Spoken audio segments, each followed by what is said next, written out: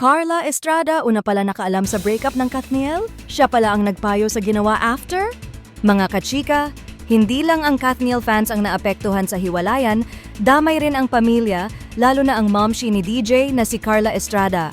Kasi sa 11 years ng pagsasama ng pop icon couple, kung saan akala ng madla mahuhulog sa isang pasabog na kasalan, nauwi ito sa pasabog na hiwalayan. Pero mga kachika, hindi lang yun ang pasabog. Sa One-on-One, ibinunyag ni Carla na siya pala ang pinakaunang nakaalam ng breakup kasi siya ang unang nilapitan at kinonsulta ni DJ. At ang advice niya, simple lang ang bilin ni Carla sa anak. Lalabas tayo na with humility, acceptance, and of course, kailangan natin ng silence. Kaya habang abala ang madla sa mga haka-haka at pag-analyze, ang pamilya ni DJ tahimik lang para hindi nalagyan ng mikropono ang ingay at syempre para magpakita rin daw ng respeto kay Catherine at sa pamilya niya. Kaya tungkol sa paghiwalay ng Kathniel, ito lang ang hanash ni Carla.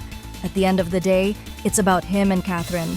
Mga kachika, mukhang kahit gaano pa kasikat o katagal ang isang relasyon, may mga bagay talagang mas pinipiling hindi palakihin, lalo na pagdating sa mga showbiz love story.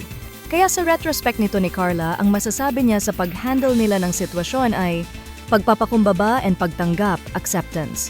Pero ano sa tingin nyo mga kachika? Mas maganda ba sana kung nalaman ang rason ng breakup? Or may punto rin naman si Carla sa payo niya sa anak?